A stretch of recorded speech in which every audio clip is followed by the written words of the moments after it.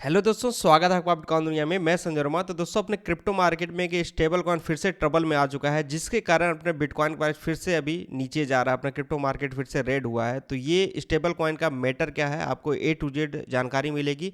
इसका सोल्यूशन क्या हो सकता है, हमको यहाँ पे क्या एक्शन लेना चाहिए, वो सब आपको इस वीडियो में बताऊँगा। तो वीडियो को पूरा ज़रूर देखिएगा। वीडियो में आगे बढ़ने से पहले आप सभी को थोड़ा याद दिलाना चाहूँगा, टेरा लूना का जो स्टेबल कॉइन था यूएसटी, उसका हाल आप सभी को पता है क्या हुआ था।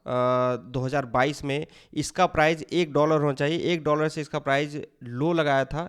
आप देख सकते हैं $0.006 करीब चला गया था, मतलब कि पूरी तरह से जीरो हो चुका था। तो ये जो 2022 में हुआ था, अभी जो USDC अभी डाउन हो रहा है $1 के नीचे, तो लोगों को डर वही सता रहा है कि कहीं उसी तरह का माहौल USDC के साथ तो नहीं हो जाएगा। यहाँ पे आप सभी को मैं दिखा देता हूँ जो स्टेबल कॉइन अपने क्रिप्टो मार्केट में। पहले नंबर पे है तेथर, दूसरे नंबर पे है USDC, थर्ड नंबर पे है BUSD, उसके बाद डाई है। यहाँ पे अगर आप देखेंगे तो USDT पे कोई फ़र्क नहीं पड़ा है, लेकिन USD जो कॉइन है USDC, वो अगर आप देखेंगे तो 9.5% के करीब डाउन हुआ है। यहाँ पे आपको दिख सकता है, ये लगभग गया है 0.87% करीब इसने लो लगाया है। अभी जब मैं वीडियो रिकॉर्ड कर रहा हूँ 0.9 सेंट के करीब चल रहा है। अभी इस स्टेबल कॉइन का प्राइस $1 करीब होना चाहिए, लेकिन अभी ये 10% नीचे चला गया है। तो उसके पीछे कारण क्या है, तो कारण आप सभी को बताना चाहूँगा, सिलिकॉन वैली बैंक का शटडाउन होना। कैलिफोर्निया रेगुलेटर के द्वारा इसको शटडाउन किया गया है। अब सिलिकॉन वैली बैंक का अपने स्टेबल कॉइन से क्या संबंध है? सिलिकॉन वैली बैंक के कोलैप्स होने की वजह से बहुत सारी कंपनियों पे इसका असर देखने को मिला, जिसमें से एक कंपनी है सर्किल। अब सर्किल कंपनी का अपने क्रिप्टो मार्केट से क्या संबंध है, तो आप सभी को बता दूं, जो USDC है इसको इशू करती है सर्किल कंपनी, ठीक है। अब सर्किल कंपनी का जो रिजर्व है, अगर आप देखेंगे USDC का जो सर्कुलेशन है वो लगभग 43.4 बिलियन डॉलर के करीब का है, जिसके रिजर्व में इनके पास उतना $, होना चाहिए। तो वो रिजर्व में इन्होंने क्या रखा है, लगभग 32.4 बिलियन के करीब short dated US treasury portfolio है, और 11.1 बिलियन डॉलर करीब कैश एट रिजर्व बैंक है।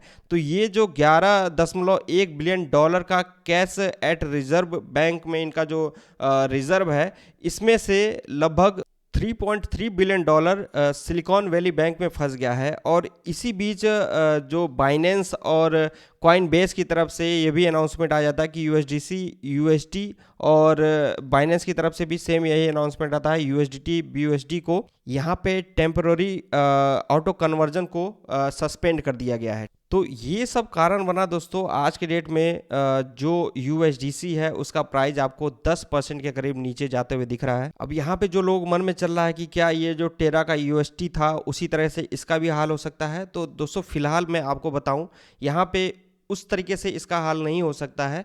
अगर आप ध्यान देंगे तो इसका जो सिलिकॉन वैली बैंक में जो फंड है वो लगभग यहाँ पे $3.3 बिलियन के करीब का है। ये आप देख सकते हैं $3.3 बिलियन के करीब का है। और उसके अलावा इनके जो रिजर्व में अगर आप देखेंगे तो 11.1 बिलियन जो डॉलर है वो कैश एट रिजर्व बैंक में है। तो इसमें से आप $3.3 बिलियन माइनस कर दीजिए, तब भी अगर आप देखेंगे तो ये जो $3.3 बिलियन है, इनका जो टोटल रिजर्व है उसका 10% करीब जो है सिलिकॉन वैली बैंक में फंसा हुआ है, और बाकी जो 90% है इनके रिजर्व में है। तो इस वजह से अगर ये डाउन भी हुआ है तो 10% के आसपास ही डाउन होगा, उससे नीचे नहीं जाएगा, क्योंकि उनके रिजर्व में उतना पड़ा हुआ है। सिलिकॉन वैली बैंक की तरफ से इनके जो CEO हैं उन्होंने जो भी इन्वेस्टर्स हैं उनको पैनिक ना होने की बात कही है। और बाइडेंस का जो BUSD है और जो तेथर है, अगर इन दोनों स्टेबल कॉइन को देखेंगे तो ये $1 के आसपास है, इसका कोई असर इसके ऊपर नहीं हुआ है। उसके पीछे रीजन है, जो सिलिकॉन वैली बैंक है उसमें कोई भी इन्वेस्टमेंट नहीं था, उनका कोई भी उसमें फंड नहीं था, ठीक है।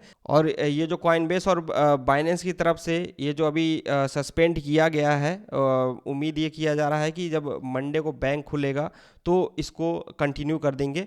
और ये भी उम्मीद किया जा रहा है कि ये जो प्रॉब्लम आई है, जो USDC का जो प्राइस नीचे जा रहा है, ये भी मंडे तक जब बैंक खुलेगा तो कुछ यहाँ पे रिकवरी देखने को मिल सकती है। लेकिन आप सभी को मैं एक बात पे ध्यान दिलाना चाहूँगा, अगर आप देखेंगे जो सर्किल है अपने स्टेबल कॉइन का जो रिजर्व है वो 3 बैंक, एक signature bank, silicon valley bank और सिल्वर गेट बैंक में रखा था जनवरी महीने में, ठीक है। प्रेजेंट टाइम में स्थिति क्या है, सिग्नेचर बैंक लगभग 46% के करीब नीचे है, और इसके अलावा जो 2 बैंक है, सिलिकॉन वैली बैंक और ये जो अपना सिल्वर गेट बैंक है, इसकी स्थिति क्या हुई है पिछले कुछ सप्ताह से आप सभी लोगों ने देखा, लेकिन इसके बावजूद इनका जो कंपनी रिजर्व है 0.1% केवल ज्यादा है आउटस्टैंडिंग टोकन से। और एक बात, इनका जो कैश एट रिजर्व बैंक है ये भी अभी क्लियर नहीं है कि किन किन बैंकों में ये रिजर्व पड़ा हुआ है। तो ये दो बातें थोड़ा सा चिंताजनक हो सकती हैं। हम लोग बात करें बिटकॉइन का, तो बिटकॉइन का प्राइस आज के डेट में लगभग $20,800 करीब गया था। एक अच्छा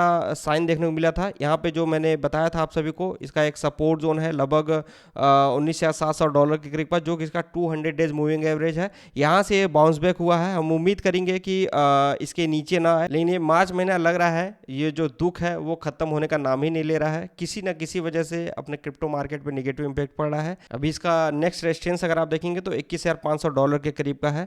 अगर स्थिति थोड़ी नॉर्मल होती है तो हम उसके ऊपर भी जाते देख सकते हैं, लेकिन क्या है अपने क्रिप्टो मार्केट में जो वॉल्यूम है वो लगातार नीचे जा रहा है। अभी $929 बिलियन के अपना मार्केट कैप पहुंच गया है। लेकिन वही है, मैं हमेशा से यही बोलते आया हूं। कल की वीडियो मैंने आप सभी को समझाया था कि जो भी चीजें शॉर्ट टर्म के लिए हैं, नेक्स्ट ईयर बहुत सारी चीजें होने वाली हैं अपने क्रिप्टो मार्केट में। अगर हम अपनी होल्डिंग पावर बना के रखते हैं तो ये भी दिन कट जाएंगे। तो ये अपडेट दोस्तों इस वीडियो में। अभी प्रेजेंट टाइम में कोई भी स्टेबल कॉइन सेफ नहीं है। आपने किस स्टेबल कॉइन अपनी होल्डिंग बना के रखी, किस स्टेबल कॉइन में अपनी होल्डिंग बनानी चाहिए, अगर इसके ऊपर डेडिकेटेड वीडियो चाहिए, क्योंकि वो टॉपिक मेरे हिसाब से बहुत इंपॉर्टेंट हो सकता है, क्योंकि मुझे सारे स्टेबल कॉइन के बारे में बताना पड़ेगा कि कौन सी कंपनी उसको बैक करती है, क्या प्रॉब्लम उसके साथ चल रहा है। तो अगर उस तरह की वीडियो चाहिए आपको तो आप कमेंट करके बता सकते हैं। बाकी इस वीडियो में इतना है दोस्तों। जय हिंद।